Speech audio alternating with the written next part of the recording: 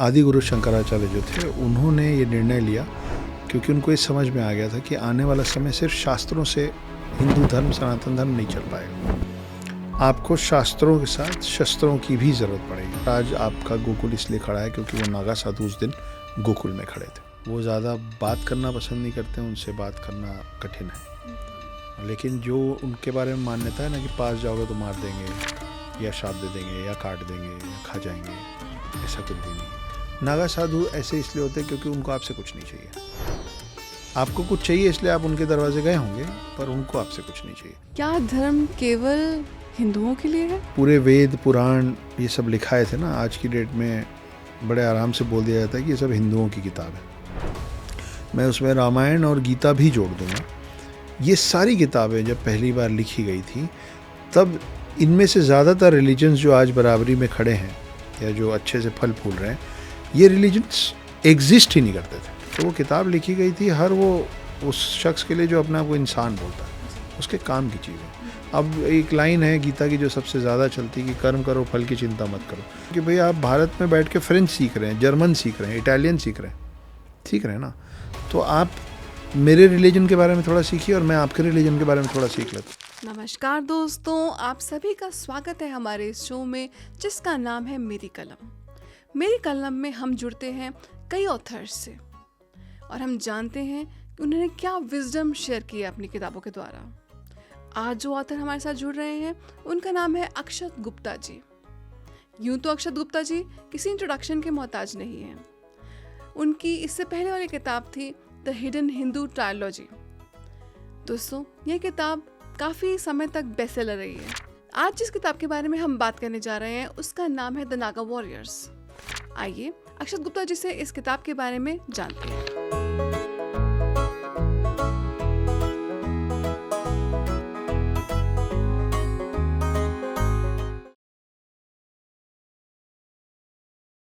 अक्षत जी, इससे पहले आपकी एक ट्रिलॉजी आई है जिसका नाम है द हिडन हिंदू। महेंद्र सिंह धोनी जी उस पर फिल्म बनाने जा रहे हैं।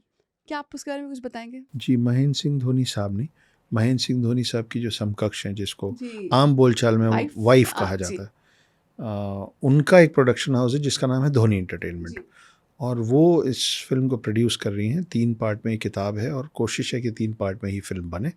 उस पर अभी विचार विमर्श और मंथन चल रहा है कि उसको सीरीज़ बनाए या फिल्म बनाए तो 2 पार्ट में बनाया, 3 पार्ट में बना, ये सब सवालों के घेरे में है, चल रहा है।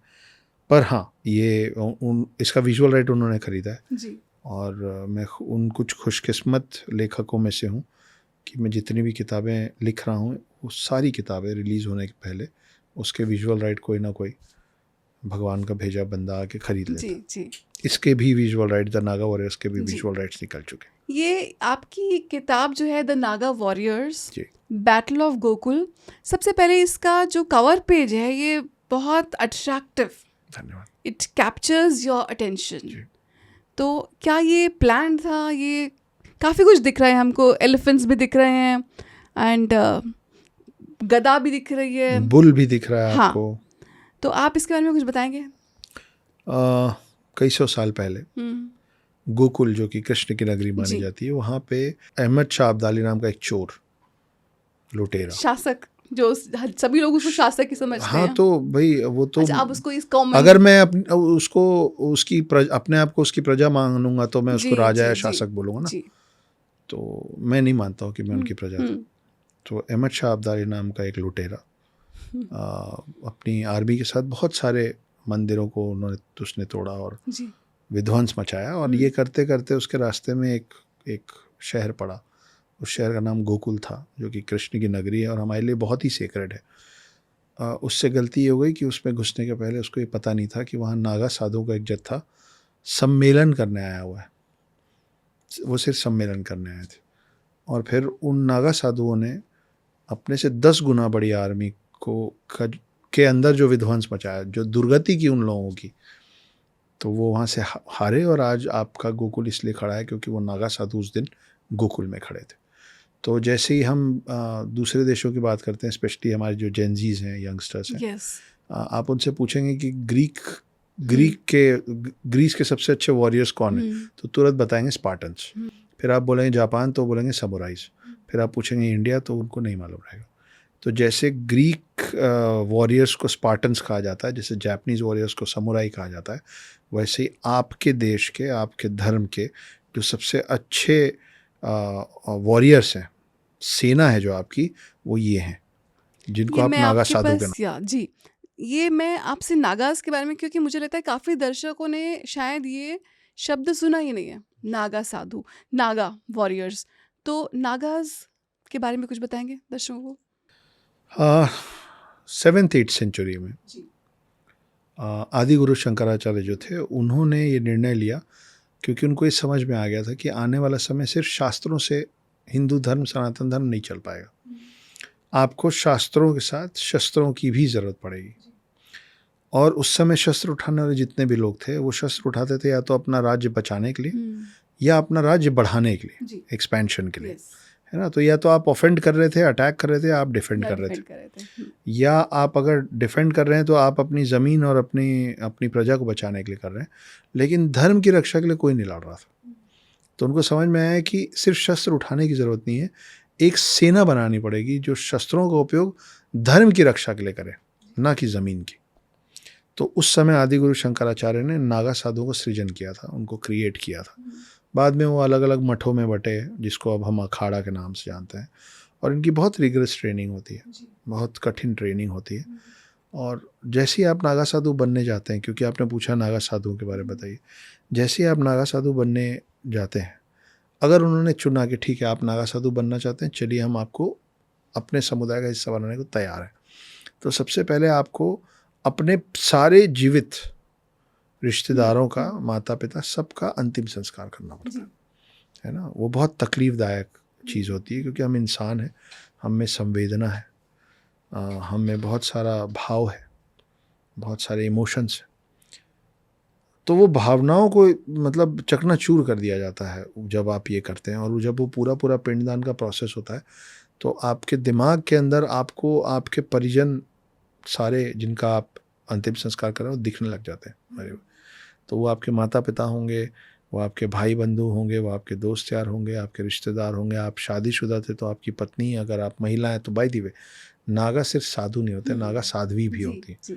तो फिर वो आप, अगर आप शादीशुदा हैं तो आपकी पत्नी या पति और आपके बच्चों तक का आपको अंतिम संस्कार करना पड़ेगा। और जब आप ये सब कर लेंगे तो फिर आपको नागा साधु जो आपके सीनियर्स हैं, वो आपको बोलेंगे कि अब अपना खुद का अंतिम संस्कार करो। तो फिर आप बैठ के अपने आप को इमेजिन करेंगे मृत्युशैया पे, आप अपने आप को अग्निदाह देंगे, और उसके बाद जब आपका अंतिम संस्कार आपके हाथों से करवा दिया जाएगा, तब आपको एक नया नाम मिलेगा जो वो लोग देंगे। उसका रीज़न ये है कि उनका बोलना है कि इस सांसारिक मोह माया और आपके जितने रिश्ते नाते हैं, और रिश्ते नाते सिर्फ दूसरों से नहीं, आपका रिश्ता जो खुद से भी है, उसको भी आज आप काटेंगे। और आज आपका नया जन्म होगा, आज आपका नया नामकरण होगा, और यहाँ से आपका एक नया जीवन चालू होगा, जो सिर्फ और सिर्फ धर्म की रक्षा के लिए होगा। आप शिव की सेना है, और आपका सिर्फ एक ही धर्म है, और वही आपका कर्म है। तो अक्षत जी, आपसे मैं एक बात पूछना चाहूँगी। आप ये शब्द धर्म यूज़ कर रहे हैं।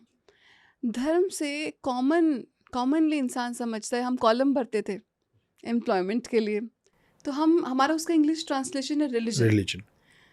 क्या आप उसी धर्म की बात कर रहे हैं? नहीं, हमारे सनातन धर्म में, हिंदू धर्म में, धर्म का मतलब रिलीजन नहीं है।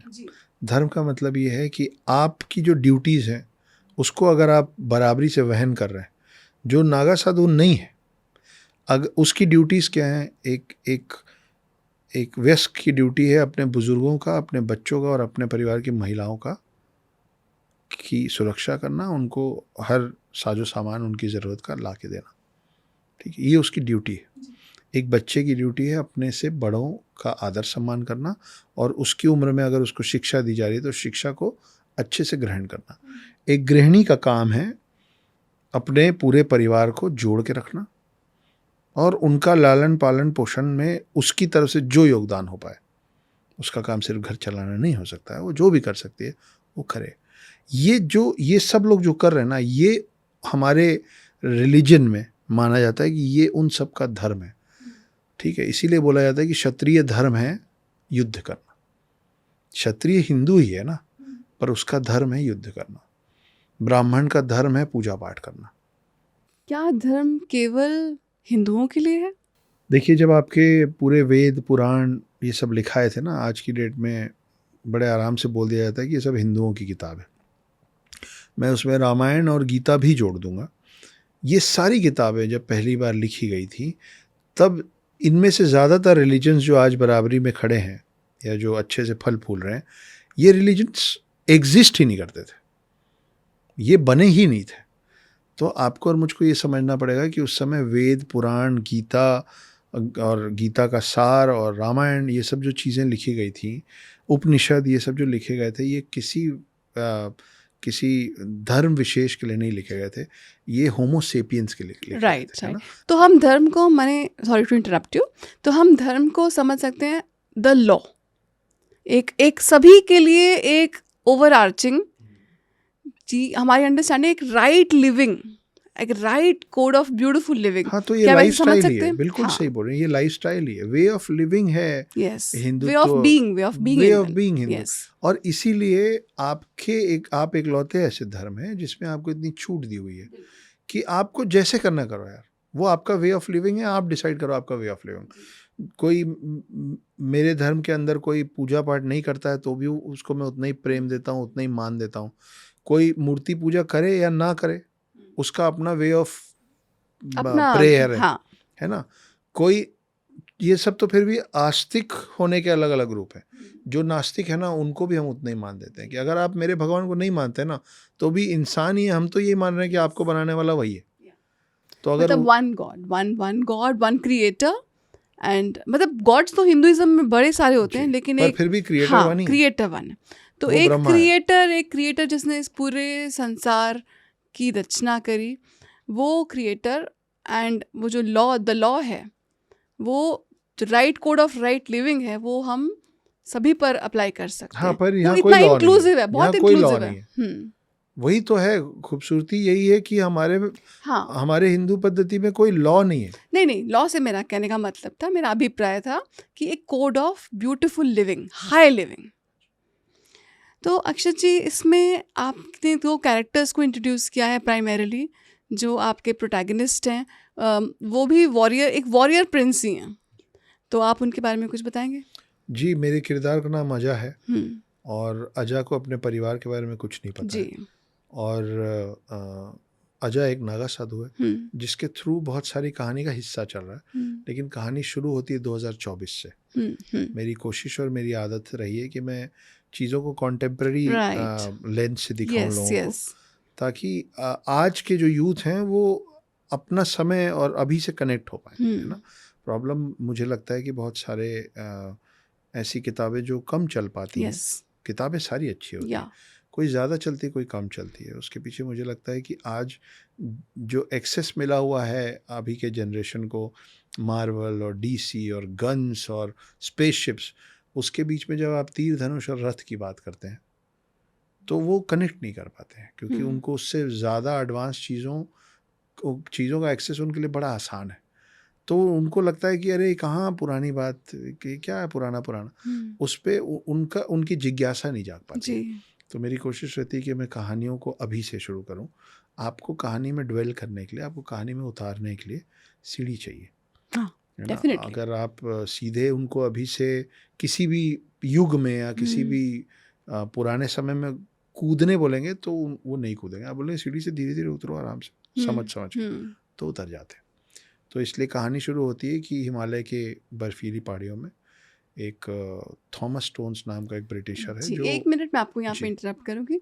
मैं आपसे एक पूछना चाहती थी, आपने एक फॉरेनर कैरेक्टर को इंट्रोड्यूस किया, क्या इसके पीछे कोई सोच थी या ये इंसिडेंटल है? नहीं, इंसिडेंटल कुछ नहीं होता है। अच्छा।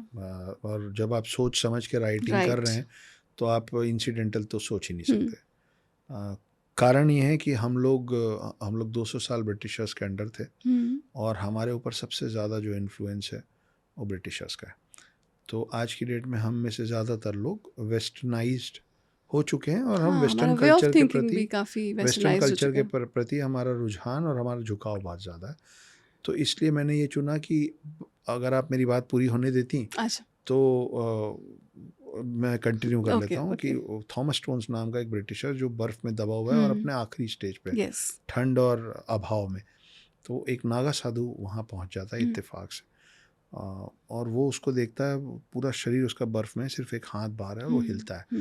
वो उसको घसीटता हुआ एक गुफ़ा के अंदर लेके जाता है, और अब वो गुफ़ा के अंदर उसके साथ क्या कर रहा है और नागा साधु के बारे में और नागा साधु के द्वारा थॉमस स्टोन्स क्या सीखता है, क्या सुनता है, क्या समझता है, वहाँ से फिर आप कई कहानियों में जाते हैं, जिसमें से एक कहानी है गोकुल की। तो ये एक रास्ता बनाया है मैंने जी जाने का, पर जानबूझ के वो जर्मन नहीं है, वो इटालियन नहीं है, वो ब्रिटिशर है, क्योंकि हम जिनसे इन्फ्लुएंस हुए हैं वो अब हमसे इन्फ्लुएंस एक्चुअली हो रहे हैं। तो मैं उसको मेटाफोरिकली बताने की कोशिश कर रहा हूँ। आपसे ये पूछना चाहूँगी कि ये जो आपका कैरेक्टर है क्या नाम बताया आपने? Thomas Stones. Thomas Stones. So ये सर्वाइव कर जाता है, तो बट इसने हमारे को बहुत सारी बातें भी रिवील करी कि हम नागा साधुओं के बारे में हमारी क्या गलत धारणाएं हैं, जी। हमारी रॉन्ग परसेप्शंस, कि वो इंतज़ार ही करा था कि मुझे खा जाएंगे, मुझे ये कैनिबल्स मतलब कैनिबलिज्म हो गया है, तो कि ये तो खा जाएंगे, मुझे कच्चा ही मेरा फ्लैश खा जाएंगे। तो ये इन धारणाओं का कुछ बेसिस है या ये? जी, इन धारणाओं का बेसिस है। एक्चुअली हम लोग पूरी दुनिया सीखने समझने निकल चुके हैं, पर हम अपने बारे में, अपनी धरोहर के बारे में, अपने पूर्वजों के बारे में बहुत कम जानते जी समझते हैं। जैसे हमको अघोरी और नागा साधु का फ़र्क नहीं पता है। जी एक सबसे बड़ा फ़र्क एकदम लेमन लैंग्वेज में कि हर कोई समझ पाए, उनकी वेशभूषा, उनका जो अपीयरेंस है वो बहुत हद तक एक जैसा होता है। दोनों भस्म लगाते हैं, दोनों की जटाएँ होती है, दोनों कम कपड़े पहनते हैं, यस दोनों बड़ी ऊँची आवाज़ में बात करते हैं। लेकिन सबसे बड़ा और इकलौता फ़र्क, इकलौता नहीं पर सबसे ज़रूरी फ़र्क मेन जो है, मेन हाँ वो ये है कि अघोरी जो हैं वो अपने एक अलग तरीके की पद्धति से, एक वे ऑफ प्रेयर से, वे ऑफ लिविंग से शिव को पाने की कोशिश कर रहा है। वो शिव को पाए नहीं है, वो शिव तक पहुंचना चाहते हैं। जबकि नागा साधु जो होते हैं वो मानते हैं कि शिव तो हमको प्राप्त हैं ऑलरेडी, और हम शिव की सेना है, हम शिव को के आगे खड़े हुए हैं उनकी सेना बन के। तो वो शिव को प्राप्त नहीं करना चाहते। उनका मानना है कि हम जिस दिन ये देह छोड़ेंगे हमको मोक्ष की प्राप्ति हो चुकी होगी, और अघोरियों का मानना है कि हम ये सब करेंगे तब हम शिव तक पहुँचेंगे, अगर हम शिव तक पहुँच पाए तो हमको मोक्ष की प्राप्ति होगी। ये फ़र्क है। मुझे जब मैंने ये बुक पढ़ी तो मुझे कई एरियाज में एक मेंटल फ्रेमवर्क में कंपैरिजन आया जेन वॉरियर्स के साथ। ये जो हमारे जो नागा साधुस हैं, इनका पता नहीं समवेयर मुझे ऐसा लगा कि जेन वॉरियर्स, आप अगर आपने जेन वॉरियर्स के बारे में सुना है, जो जापानीज वॉरियर्स थे, आप समुराइज का भी बोल सकते हैं, तो उनके लिए ध्यान, पहले ध्यान करते थे, ध्यानी बनते थे, और उसके बाद वो शस्त्र विद्या में निपुण होते थे। तो क्या ये भी वही कॉन्सेप्ट है बिल्कुल नागास यही का? कॉन्सेप्ट है। नागा साधुओं को आपके ग्रंथों की भी बहुत ज़्यादा जानकारी होती है, क्योंकि वो जब शस्त्र नहीं उठाते हैं तो सिर्फ शास्त्र ही पकड़े होते हैं। तो ये जब उनको यहाँ आना पड़े, या जब पहले आना पड़ता था, तब वो शस्त्र उठाते थे, लेकिन बाकी के पूरे वक्त वो लोग ध्यान ही करते हैं। आज भी वो लोग ध्यान ही करते हैं। इसीलिए वो आपको दिल्ली, बॉम्बे और अनजान बड़े भीड़ वाले शहरों में घूमते मेट्रोपॉलिटन हुए सा। नहीं मिलेंगे। आपको मेट्रोपॉलिटन में, कॉस्मोपॉलिटन में नहीं मिलेंगे। वो अमूमन पहाड़ों में ही पाए जाते हैं, क्योंकि उनको रिहायशी इलाका, भीड़ और लोग नहीं अच्छे लगते। उनको शांति चाहिए, उनको मेडिटेशन चाहिए। और दूसरा कारण कि वो बर्फ़ में इसलिए होते हैं क्योंकि जब भी आप मेडिटेट करते हैं तो आपकी बॉडी से बहुत ज़्यादा ऊर्जा निकलती है, बहुत सारी एनर्जी निकलती है, और एनर्जी की जो तासीर है वो यूजुअली गर्म ही होती है, खास करके शरीर से निकलने वाली ऊर्जा। वो ठंडी जगह पर रहना पसंद करते हैं, और वो लोगों से दूर रहना पसंद करते हैं, क्योंकि उनके लिए कोई भी चीज़ उनको अब मोह नहीं कर पाती। उनको कार नहीं चाहिए, उनको फ़ोन नहीं चाहिए, उनको फैशन कपड़े नहीं चाहिए, उनको अपने चॉइस का खाना नहीं चाहिए, आईपीएल का फाइनल कब है उनको नहीं जानना है, अगला वर्ल्ड कप चालू कब हो रहा है उनको नहीं जानना है, अगली फिल्म कौन सी लग रही है उनको नहीं जानना है। तो उनको हम जैसे लोगों से और हम लोगों की लाइफस्टाइल से कोई सरोकार ही नहीं। तो वो दो ही काम कर रहे हैं, या तो वो आराधना कर रहे हैं, और या फिर वो लड़ने को तैयार है। एक सवाल मेरे मन में उठ रहा है, आपकी बुक से डायरेक्टली रिलेटेड नहीं है, लेकिन जो आप बात कर रहे थे, तो क्या ये जो हम इन प्लेजर्स को एंजॉय करना क्या गलत है? नहीं तो इसके बारे में कुछ बताइए। भाई, देखिए, प्लेजर का तो प्लेजर शब्द अपने आप में बड़ा सब्जेक्टिव है। आपका और मेरा प्लेजर का डेफिनेशन बहुत अलग अलग हो सकता है ना। I don't smoke, but there 100 lakhs and crores of people जिनके लिए स्मोकिंग इज अ प्लेजर। नहीं, और हम मेरे लिए वो नॉर्मल प्लेजर प्लेजर्स है। की बात करते ये हैं, नहीं एडिक्शंस की बात नहीं नहीं करते हैं। नहीं, मैं भी नॉर्मल प्लेजर की बात कर रहा हूँ। हम्म, कोई भी प्लेजर ही बाद में एडिक्शन बनता है, पहले वो प्लेजर ही होता है। पहले दिन जब कोई सिगरेट उठा के पीता है वो उसके लिए सिर्फ प्लेजर ही होता है, बाद में फिर उसको और तलब होती है, वो तब भी प्लेजर रहता है।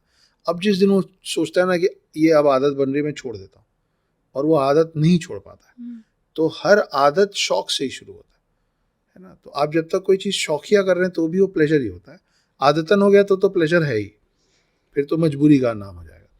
तो आपका और मेरा डेफिनेशन ऑफ प्लेजर अलग अलग हो सकता है। किसी को ध्यान करने में प्लेजर आता है, किसी को नाइट पार्टीज में जाने में प्लेजर आता है, कोई पूरे दिन भीड़ में रहने के बाद शाम को अकेला होना पसंद करता है, कोई पूरा दिन अकेला होने के बाद शाम को भीड़ में होना पसंद करता है। तो सबका प्लेजर अलग अलग है। तो प्लेजर लेना कहीं से कहीं तक गलत नहीं है। ये आपका एक कहावत है कि आप रूप भोजन और पर रूप श्रृंगार। आपको अपने पसंद का खाना चाहिए, दूसरे के पसंद का पहनना चाहिए। तो खाने का मतलब आप रूप भोजन का मतलब सिर्फ भोजन नहीं होता। Anything and everything that you consume, आप जो भी चीज़ ग्रहण कर रहे हैं, धारण कर रहे हैं, उसका चयन आपका होना चाहिए शरीर के अंदर। तो आपको जिस भी चीज़ में प्लेजर मिलता है ना, वो आपके मस्तिष्क अंदर में प्लेजर होता है। आप रूप भोजन और पर रूप श्रृंगार मतलब हर वो चीज़ जो आपके बाहरी शरीर में दिखती है वो दूसरों का चयन होना चाहिए, क्योंकि उनको ज़्यादा वो अपनी नज़र से देख के आपको बेहतर बता पाएंगे कि आप क्या पहन के या किस हेयर स्टाइल में जैसी चीज़ें में आप अच्छे लग रहे हैं। तो every external thing should be decided by others and every internal thing should be decided by you. आपको कभी कोई नहीं बोल रहा है कि सुनो तुम सब मोह माया छोड़ो, जाकर नागा साधु बन जाओ। वो उनके मन से ही निकलता है। हमारे हिंदू धर्म, सनातन धर्म की ये बहुत बड़ी खूबसूरती है कि हमारे में कन्वर्जन वाला कोई कॉन्सेप्ट है ही नहीं। हमने कभी किसी को नहीं कहा कि तुम जिस भी समुदाय या जिस भी पंथ के हो वो छोड़ो और मेरे जैसे हो जाओ। इनफैक्ट आपके ग्रंथों में बड़ी खूबसूरत कहानियाँ मिलती हैं कि किसी किसी शिव भक्त ने अगर किसी विष्णु के उपासक को का तिरस्कार कर दिया कि तुम क्या विष्णु की पूजा कर रहे हो, विष्णु विष्णु कुछ नहीं होते, मेरे शिव ही हैं जो हैं, तो विष्णु गुस्सा नहीं हुआ, उनका उपासक गुस्सा नहीं हुआ, शिव गुस्सा हुआ। जबकि वो शिव के साइड से बात कर रहा है, वो विष्णु को नीचा दिखा रहा है, गुस्सा हुआ शिव। इसका उल्टा भी है कि किसी ने शिव की के बारे में बोला और विष्णु ने श्राप दे दिया, है ना। तो इसमें काकभूषण सबसे बड़ा एग्जाम्पल है हमारी कहानियों में कि जब उन्होंने शिव का साथ देने के लिए विष्णु जी की बात की तो शिव ने श्राप दे दिया। बाद में उस श्राप से उनको मुक्ति इस बात से मिली कि विष्णु के अवतार राम जब आएंगे, तुम जब उनको देखोगे तब तुमको मेरे इस श्राप से मुक्ति मिलेगी। फिर वो विष्णु भक्त हो गए। फिर उनको कोई मिला कि मैं तो मूर्ति नहीं मानता, पूजा मानता हूँ लेकिन मूर्ति पूजन नहीं मानता, वो उसके अगेंस्ट कुछ बोल गए, उनको फिर श्राप मिल गया। तब जाके उनको मुंह कौवे का मिला था, इसलिए उनका नाम काकभूषण पड़ा। तो हमारी कहानियों में भी हमको यही समझाया गया हमारी पैदाइश के पहले से कि जो जैसा उसको वैसे रहने दो, अपने जैसा बनाने की कोशिश मत करो। तो आपको कोई नहीं बोल रहा है कि नागा साधु जाके बन जाओ। आपको जिसमें एक ही संसार है और आपको एक ही शरीर मिला है, आपको निर्णय करना है कि उस शरीर को आपको कैसे, उस शरीर के साथ वो वक्त बिताना है। तो जो लोग नागा साधु या अघोरी बनते हैं या जो लोग संन्यास ले लेते हैं, वो किसी के बोलने पे नहीं होते या कोई कन्वर्ट नहीं करता, अपनी कॉलिंग अपने होती मन है, से आते हैं। अपनी कॉलिंग होती है ऑफ कोर्स। तो इसीलिए आप उनको उसी में प्लेजर मिल रहा है, वो प्लेजर छोड़ नहीं रहे। वो उनका प्लेजर का डेफिनेशन है, आपका प्लेजर का डेफिनेशन ये तो अक्षय जी, ये तो छोड़ने, सब कुछ छोड़ने छाड़ने वाली बात हो गई ना। जब आप ये पाथ को पकड़ते हैं तो आप छोड़ के ही तो आगे बढ़ रहे हैं सब कुछ। लेकिन आप सब कुछ छोड़ छाड़ के शिव को पाने के लिए जा रहे हैं ना, आप शिव के लिए जा रहे हैं। लेकिन शिव तो हम समझते हैं कि हमारे भीतर हैं, हम स्वयं अहम ब्रह्मास्मि तत्त्वमसि। हम तो वहाँ की थिंकिंग से आते हैं जहाँ पे ये बोला जाता है। आप ये समझ लीजिए, बड़े साधारण भाषा में समझा रहा हूँ, अनगिनत, आप तो कॉलेज में प्रोफेसर ने पढ़ाती हैं, कितने सारे बच्चे एक लड़की से प्रेम होने के कारण या एक लड़के से प्रेम होने के कारण माँ बाप को छोड़ने को तैयार हो जाते हैं, परिवार छोड़ने को तैयार हो जाते हैं, और ब्रेकअप में अपना शरीर छोड़ने को तैयार हो जाते हैं। हम सबके सामने अनगिनत एग्जाम्पल्स हैं। वो उस एक इंसान के प्यार में, उसके साथ होने के प्लेजर में बाकी सब छोड़ने को तैयार है। बस यहाँ पे इसी फार्मूला को वहाँ अप्लाई कर दीजिए। जी, हालाँकि मेरा आपसे वैचारिक मतभेद है इस पर बट ये दैट्स अगली फाइन, दैट्स खूबसूरती है फाइन, या यहाँ कि हम शास्त्रार्थ करके एक दूसरे को गलत साबित कर सकते हैं, जी, उसके बाद भी हम में मतभेद होगा, मनभेद नहीं होगा। जी।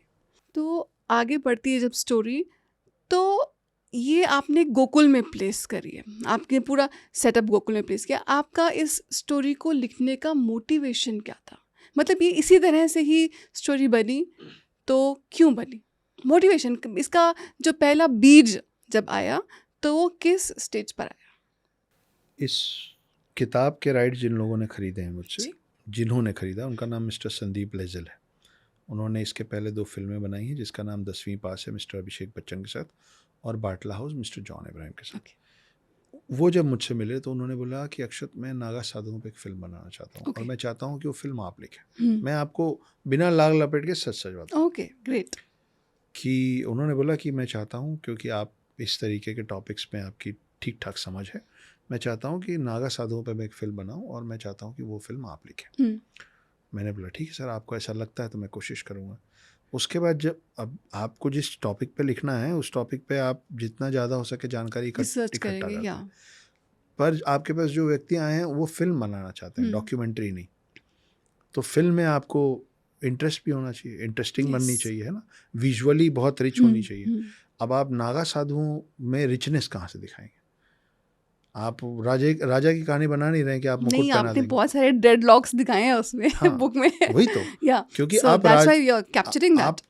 हाँ नहीं तो, लेकिन आप उसमें उसमें रिचनेस नहीं दिखा सकते ना। मैं मटेरियलिस्टिक रिचनेस की बात करूँ कि वो रथ पे बैठा है कोई, मुकुट पहना है कोई, उसकी उसकी जो राजकुमारी या रानी है बड़ी खूबसूरत है, इन्होंने सब छोड़ दिया। तो जब मैं इसका रिसर्च करके उनके लिए कहानी तैयार कर रहा था, तब पढ़ते पढ़ते मेरे सामने गोकुल की कहानी आई, अच्छा, जो कि सच में तो ये हुई ट्रू थी। स्टोरी है मतलब? नहीं, ये हिस्टोरिकल फिक्शन है। मैंने उस पॉइंट को उठाया है, और वो गोकुल की कहानी जब मैं ढूंढना शुरू किया ज़्यादा, तो उसमें बहुत ही कम डॉक्यूमेंटेड था। वो उसने, क्योंकि कम डॉक्यूमेंटेड था, मुझे बहुत बड़ा मार्जिन मिल गया उसको फिक्शनलाइज हाँ, करने का। स्कोप मिल गया आपको। जी। तो कहानी के माध्यम से मैं जो समझाने की कोशिश कर पा रहा हूँ वो मैं कर रहा हूँ। और इसी संदर्भ में जब अभी हम बात कर रहे हैं, तो बोलते बोलते एक बात आ गई कि नागा साधु ऐसे होते हैं कि भाई वो जापान का समुराई और ग्रीक का यस, स्पार्टन्स के जैसा। तो 4 लोग सुनेंगे तो उनको समझ में तो आया कि अरे भाई इनको रिस्पेक्ट करना है। तो मैं बार बार बोलता हूँ कि अगर आप अपने आर्मी के जवानों से, अपने एयरफोर्स के पायलट से और अपने नेवी के सील से को देख के डरते घबराते नहीं है ना, आपको अंदर से उनके प्रति रिस्पेक्ट आता है, तो अगली बार से जब आप किसी नागा साधु को देखें तो उसे डरने घबराने की ज़रूरत नहीं है। जैसे ये लोग आपके सरहद की रक्षा कर रहे हैं, नागा साधु आपके धर्म की रक्षा। थोड़ा सा डिटूर लेंगे जी। और जानना चाहूँगी आपसे, क्या आपका किसी नागा साधु के साथ साक्षात्कार भी हुआ है? जी हुआ है, मेरा अघोरियों से भी हुआ है और नागा साधुओं से भी हुआ है। वो ज़्यादा बात करना पसंद नहीं करते हैं, उनसे बात करना कठिन है। लेकिन जो उनके बारे में मान्यता है ना कि पास जाओगे तो मार देंगे या श्राप दे देंगे या काट देंगे या खा जाएंगे, ऐसा कुछ भी नहीं है। वो समय लेते हैं आपके साथ अपना फ्रीक्वेंसी मैच करने में। वो आपको डांटेंगे, काटेंगे नहीं, डांटेंगे, और पूरी कोशिश करेंगे कि आप तिरस्कृत महसूस करें, आप डिसरिस्पेक्टेड और इंसल्टेड महसूस करें, चले जाएं उनके पास। क्योंकि यही शायद उनका ऑब्जेक्टिव है कि अगर आप उस लेवल पर हो तो आप उनके तो आपसे पास बात रुकोगे, यस, अदरवाइज आप चले जाओगे ऑफेंसिव लेके। तो वो आपको अच्छे से ऑफेंड करते हैं, फिर वो आपकी सहनशीलता, आपका पेशेंस है, जिसके बाद उनको कहीं अगर लग गया तो फिर वो आपको थोड़ा बहुत वक्त दे देते हैं। देखिए क्या है ना कि हर कोई एक दूसरे के पास जाता है क्योंकि उसको कुछ चाहिए होता है।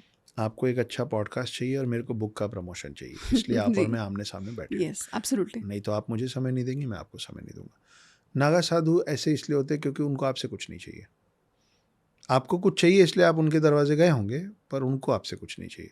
तो उनकी मजबूरी नहीं है कि आपको ल्योर करें या आपके साथ They're not selling अच्छे से। They're not themselves. selling. No, They they are don't not. need to. They are neither selling anything nor they Not are buying trying to buy anything. anything.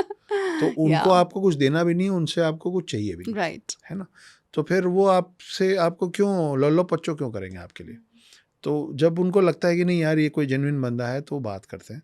तो मैं भी कई बार तिरस्कृत हुआ हूँ, मैं भी कई बार झिड़का गया हूँ, लेकिन उसके बाद धीरे धीरे उनको लगा कि और कोई ऐसा नहीं, मतलब 4 लोगों ने मुझसे बात नहीं की, 5वें को लगा कि मेरे को करनी चाहिए तो उन्होंने की। तो पर ऐसी कोई बात नहीं हुई कि जो मैं कहानी में जोड़ दूँ या अभी आपको बैठ के बड़ा मिस्टीरियस कुछ बता दूँ, ऐसा कुछ नहीं हुआ।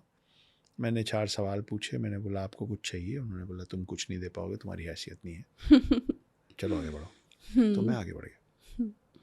जी, बहुत इंटरेस्टिंग लगा ये जो आपका इंटरेक्शन हुआ। और इस किताब में आगे बढ़ते हैं जी। कि आपकी कहानी में मैं बहुत एक पॉइंट पे बहुत ग्रिपिंग हो गई थी। मुझे कहीं-कहीं पर बाहुबली मूवी की याद आ रही थी। जी। तो क्या कोई संबंध है? नहीं, संबंध कुछ नहीं है, लेकिन जब आप ऐसा जो विजुअल्स मैं इमेजिन करी थी, आपके बुल्स आ जाते हैं और आपका आप बर्ड्स मेरी आ जाते कहानी हैं में बहुत सारे बड़े-बड़े। स्पॉयलर्स दे रही हैं लगातार। नहीं, मैं स्पॉयलर्स नहीं दे रही नहीं, आप मैं। दे रही हैं। जब आप बोल रही हैं प्रिंस सजा, तो भी आप स्पॉइलर दे रही हैं। ओह! ओह! हाँ, वो ना किया जाए। अच्छा। चलिए अब बताइए, अब इस क्वेश्चन का आंसर तो दे दीजिए। देखिए, कोई हर कहानी जैसे सुर 7 ही होते हैं हुँ, और उन 7 सुरों के अंदर ही आप अनगिनत गाने बनाते हैं। कोई आप 8वां सुर तो नहीं बना यस। सकते। तो अब कोई भी ऐसा टॉपिक नहीं बचा है जिस पे फ़िल्में और कहानियाँ ना बोली और हुँ, गढ़ी गई हों। हुँ, है ना? आपने चाँद कवर कर लिया है, आपने एलियंस कवर कर लिए हैं, आपने पानी के अंदर कवर कर लिया है, आपने पुनर्जन्म कवर कर लिया, आपने मल्टीवर्स कवर कर लिया, आपने टाइम ट्रैवल कवर कर लिया, आपने लव स्टोरी कवर कर ली, आपने भूत प्रेत कवर कर लिया, आपने भगवान कवर कर लिया, आपने पीरियड्स कवर कर लिया, आपने हिस्ट्री कवर कर लिया, आपने माइथोलॉजी भी कवर कर लिया। तो इनमें से जो भी जॉनर उठा के आप लिखेंगे, आपका कहीं न कहीं हल्का-फुल्का वो 7 आएगा, सुर, रिफ्लेक्शन आएगा। 7 सुर कहीं न कहीं किसी सुर से, किसी हुँ, धागे से टच होंगे। हुँ, क्योंकि अब धागे जितने ज़्यादा होते जा रहे हैं, उसमें चलने की जगह उतनी कम होती जा रही है। हुँ। और अगर आपको एक कहानी पढ़ के बाहुबली की याद आ रही है, तो मैं उसको एज़ अ कॉम्प्लीमेंट ले रहा हूँ। जी, कॉम्प्लीमेंट ही है क्योंकि ये। बाहुबली बहुत बड़ी फ़िल्म है हुँ, और अगर एज़ अ राइटर मैं कुछ ऐसा सोच पा रहा हूँ कि मेरे एक रीडर को पढ़ के लग रहा है कि यार बाहुबली जैसी फ़िल्म बन सकती है, तो संदीप लेजल जो मेरे प्रोड्यूसर हैं, वो ये सुन के बहुत खुश होंगे। एक्चुअली मुझे इसका आपका जो विजुअल आई थिंक हर किसी की अपनी विजुअल इमेजिनेशन भी होती है, तो मुझे याद आया। आई आई होप कि हमारे दर्शकों को भी इसको पढ़कर वैसे ही वो एक फीलिंग आए। आएगी, आनी भी या चाहिए। या तो एक बड़ी इंटरेस्टिंग बात आपने कही थी कि सिर्फ साधु नहीं होते, साध्वियाँ भी होती हैं। जी। और क्या उनके बारे में आपने भी कुछ रिसर्च करी इसके दौरान, रिसर्च करने के दौरान? मैं इंटेंशनली साध्वियों के बारे में ज़्यादा रिसर्च नहीं किया, अच्छा। क्योंकि साध्वियों के बारे में रिसर्च करने के लिए साध्वियों से मिलना पड़ता, हुँ। साध्वियों से बात करना पड़ता। वो मुझे लगता है कि वो मेरी तरफ से गलती से मर्यादा का उल्लंघन हो जाता।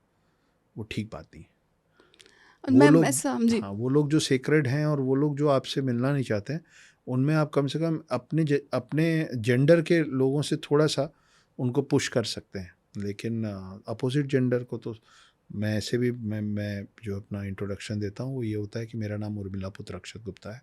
I am a full time house husband, part time author, या स्क्रीन ये राइटर, हमने पोएट एंड बहुत लिरिसिस्ट। खूबसूरत आपका इंट्रोडक्शन सुना है। उसका कारण है ना, मैं हुँ, जिस गाँव में पैदा हुआ हूँ, वहाँ पे देवों की मान्यताओं से ज़्यादा ऊँचा देवियों की हुँ। मान्यता है, क्योंकि महामाया माई का मंदिर है। तो हम तो आपस में कसम भी खाते हैं, तो महामाया माई की कसम खाते हैं। और आप उस देश में पैदा हुए हैं जहाँ पे आपके भगवानों तक का नाम शादी के पहले उनकी माँओं के नाम को पहले लगाया जाता है और शादी के बाद उनकी समकक्ष का नाम साथ लगाया जाता है। जी। उदाहरण अंजनी पुत्र हुँ, हनुमान है, गंगा पुत्र भीष्म है, देवकी नंदन, कौशल्या नंदन, यशोदा नंदन, है ना? हुँ, इनमें से जिन लोगों ने शादी की उनका बाद में नाम हो गया गौरी शंकर, हुँ, लक्ष्मी नारायण, सिया राम, राधे हुँ। श्याम। जी।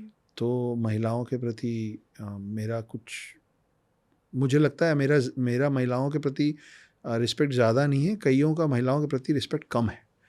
तो वो उनको बढ़ाना पड़ेगा और इसलिए मैं गलती से भी ऐसा कुछ नहीं करना चाहता हूँ जो किसी भी महिला को ऑफेंड कर दे, खास करके साध्वियों को तो बिल्कुल नहीं। साध्वी साध्वी एक सिंगल कपड़े को धारण करती हैं, है ना? उनको यही अलाउड है, कोई रंग अलाउड नहीं है और साध्वियों तक पहुँचना बहुत कठिन भी है और उनका पर्सनल स्पेस इंट्रूड मैं नहीं करना चाहता था। तो जितनी चीज़ें मुझे इंटरनेट पे मिल गई या कहीं पढ़ने में मिल गई या किसी ने बता दी, उसके बिना पे मैं जो कर पाया मैंने किया। हालांकि मेरी कहानी में अगर आपने पढ़ा है तो साध्वियों का भी है, रोल काफ़ी आता है। इम्पोर्टेंट रोल है। जी, हुँ, तो ऐसा है। जी।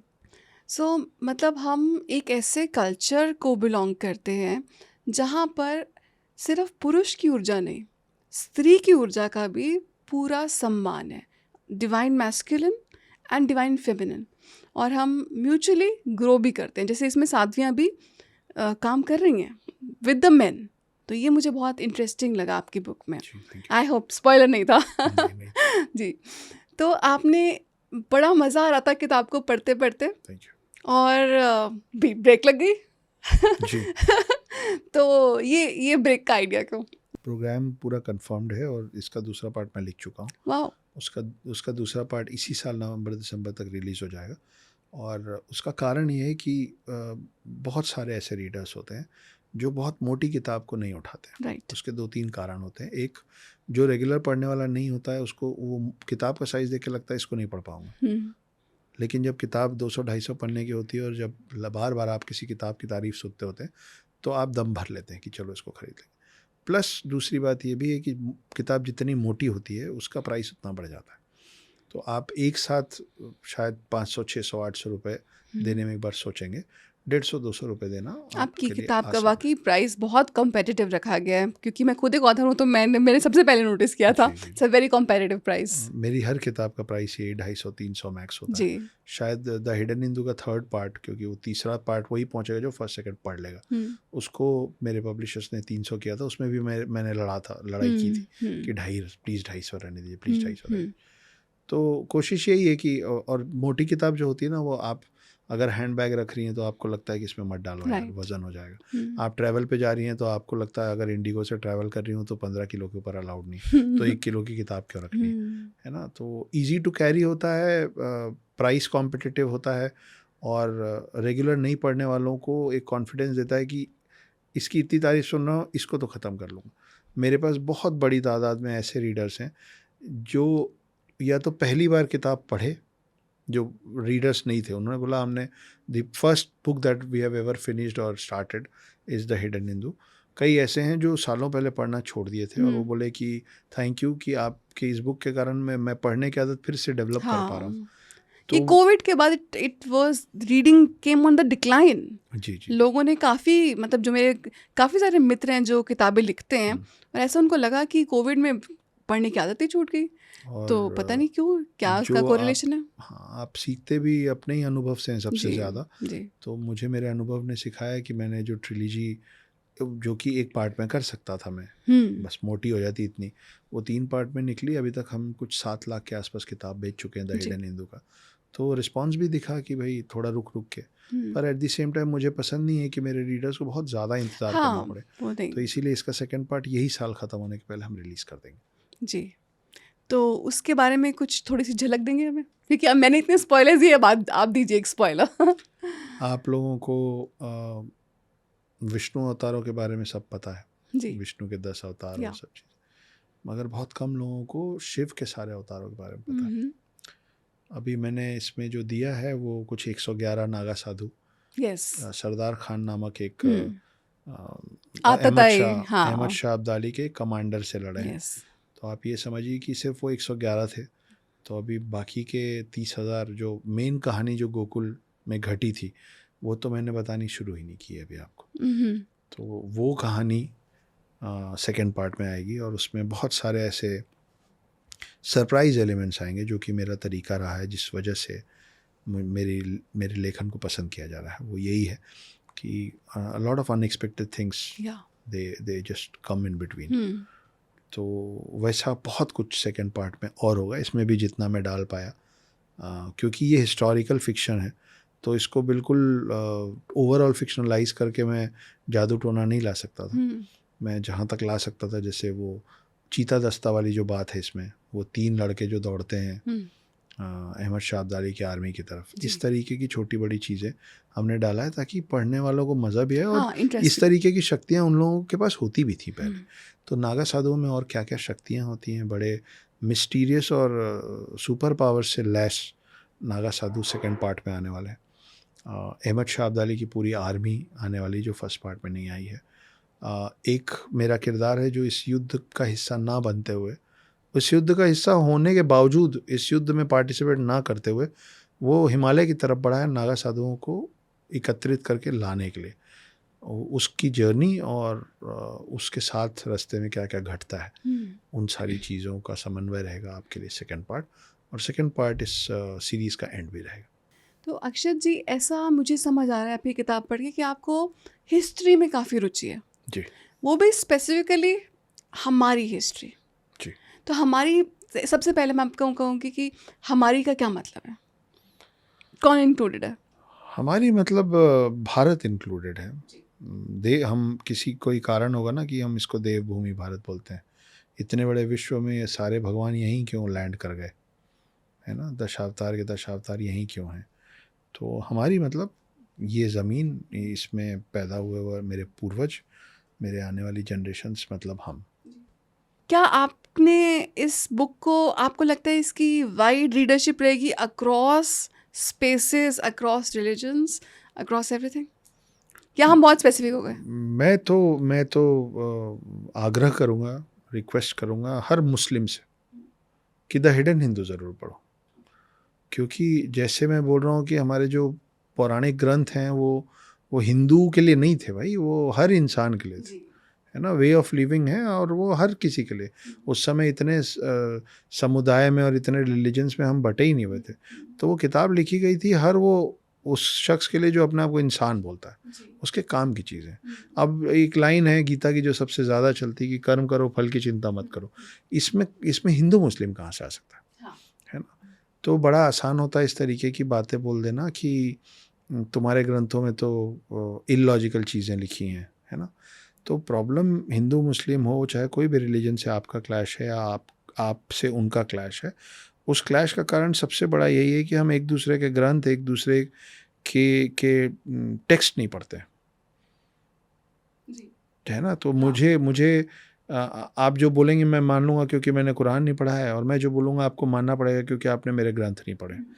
तो हमको इस चीज़ का एक्सचेंज करना चाहिए कि अगर आपके ग्रंथों में कुछ गलत लिखा है तो मेरे को होना चाहिए इस बात का, मुझे अलाउ होना चाहिए, मुझे अनुमति मिलनी चाहिए कि मैं उसको पिन पॉइंट कर सकूं कि भाई ये आपके ग्रंथों में ठीक लगा, और मैं आपको अलाउ कर रहा हूं कि आप मेरे ग्रंथों में जाइए। और हम तो सबसे ज़्यादा अलाउ करने वाले लोग हैं। हमारे ग्रंथों में आज तक बदलाव हो रहा है।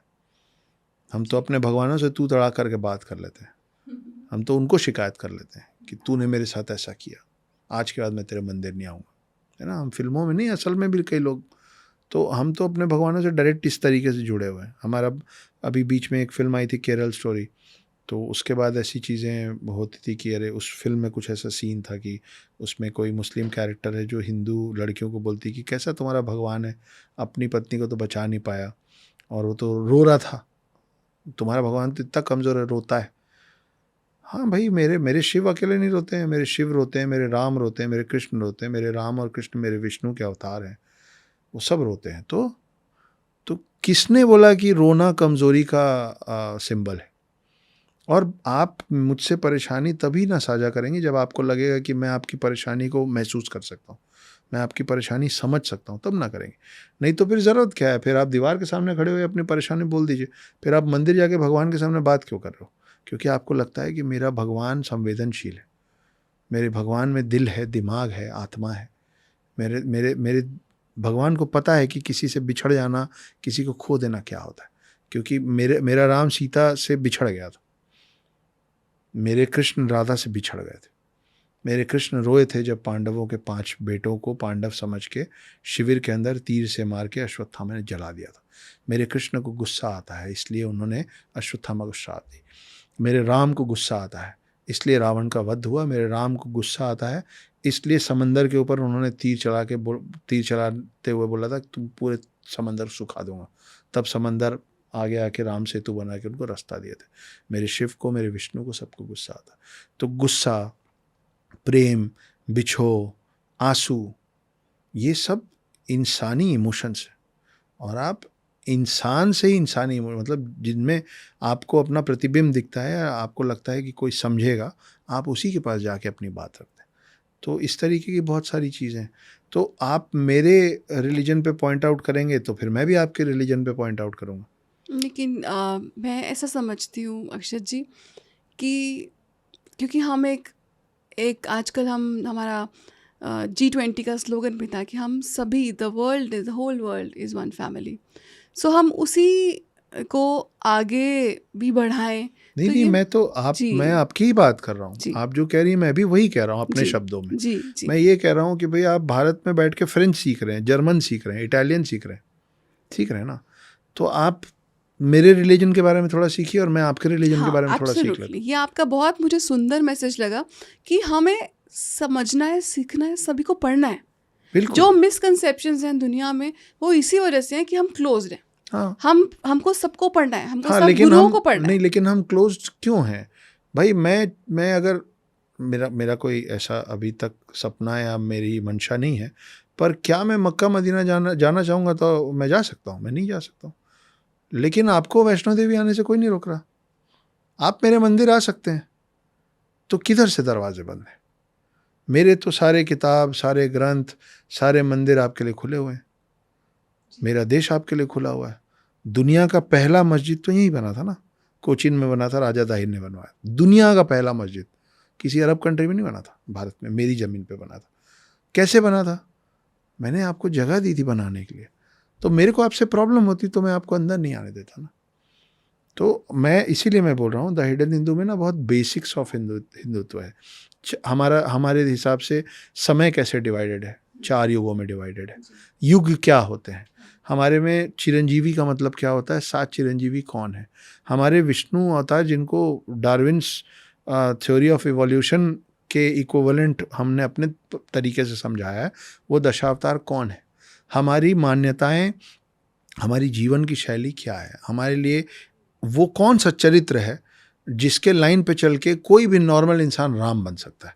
इसीलिए रामचरित्र मानस है कि वो मानस जिसका चरित्र राम जैसा होगा उसको हम राम कह देंगे, है ना। तो आप हमारे बारे में सीखिए, हम आपके बारे में सीख लेंगे, तो झगड़ा नहीं होगा। तो आप द हिडन हिंदू, मुझे पब्लिशर्स ने बोला था, मुझे प्रोड्यूसर्स ने बोला था, मुझे कई मेरे आसपास के लोगों ने बोला था यार नाम बदल लो, द हिडन हिंदू, हिंदू हटा दो, द हिडन इमॉर्टल रख लो, कुछ भी। मैं बोला नहीं, नाम तो ही रहेगा।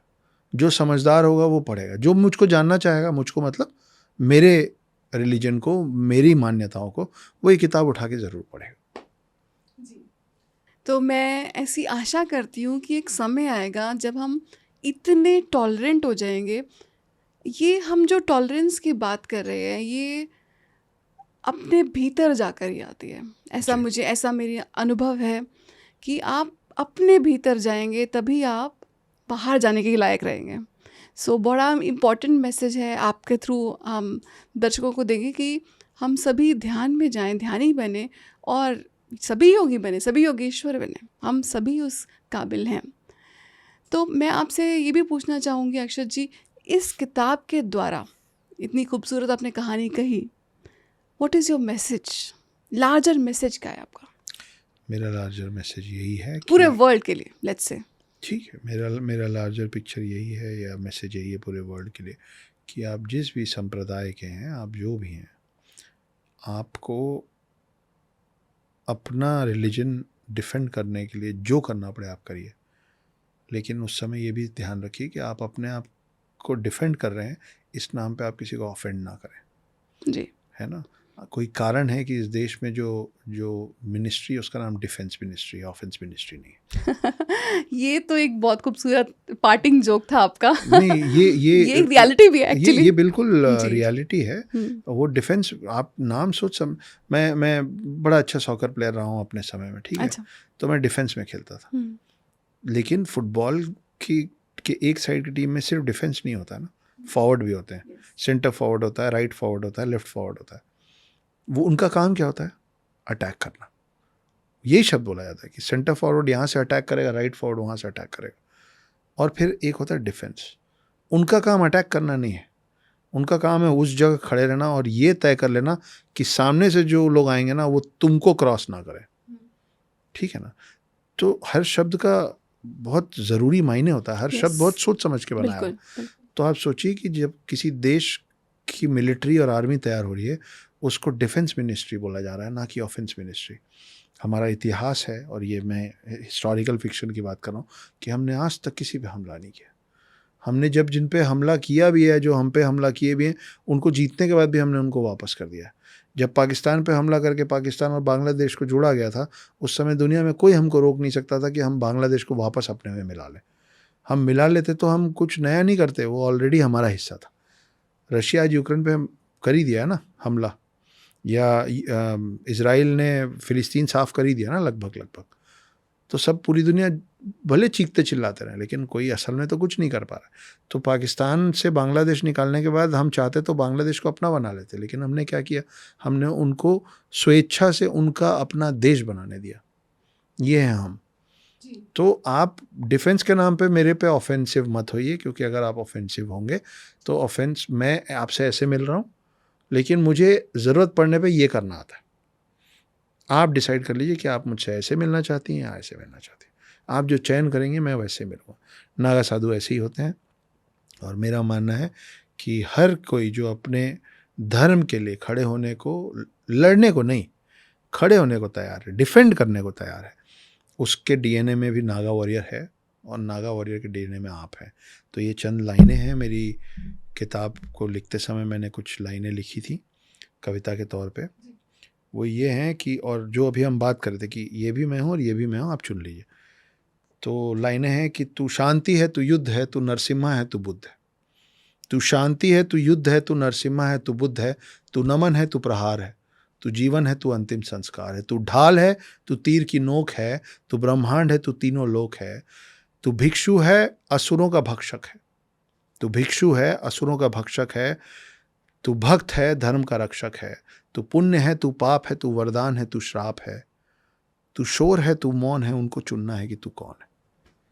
ये होते हैं नागा साधु, ये होते हैं हम, और ये हमको ऐसे ही रहना है। जी, तो अक्षत जी, जाते जाते, क्योंकि ये हमारा मेरी कलम नामक शो है, तो आप हमारे व्यूअर्स को कुछ बुक रिकमेंडेशन दीजिए, ऐसी किताबें जिन्होंने आपके जीवन की दिशा को बदला और एक सुखद, इतना सुंदर फ्यूचर में क्रिएट किया।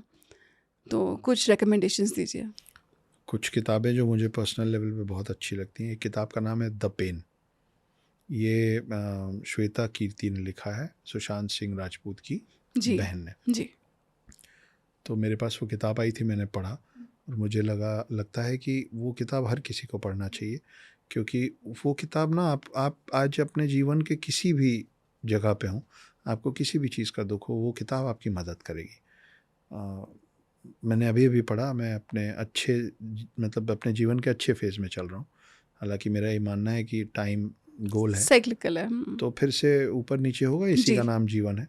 लेकिन अभी जब अपने अच्छे समय में भी मैंने द पेन पढ़ा, तो मुझे एहसास हुआ कि उस किताब को पढ़ने का कोई उम्र, कोई वक्त, कोई समय और कोई जेंडर नहीं है।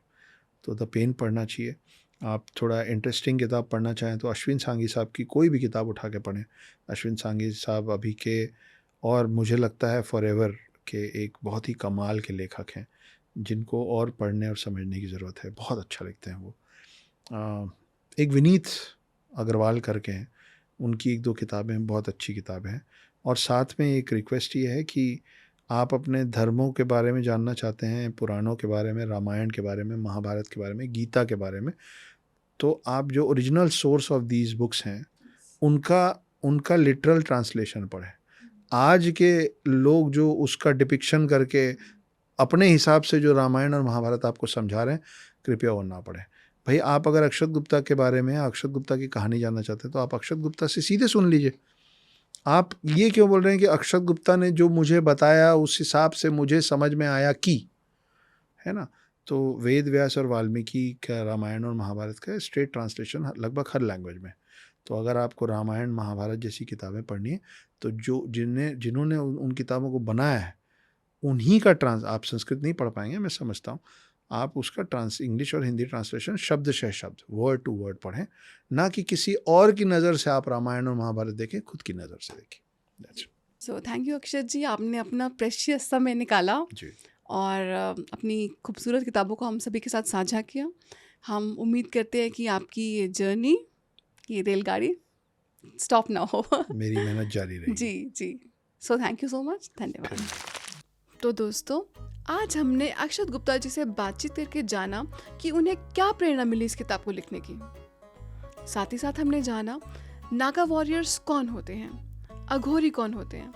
हमारा इतिहास क्या कहता है। दोस्तों, अगर आप ये एपिसोड टीवी पर देख रहे हैं तो हमें अन्य सोशल मीडिया प्लेटफॉर्म्स पर भी फॉलो कीजिए और हमें यूट्यूब पर भी सब्सक्राइब कीजिए। धन्यवाद।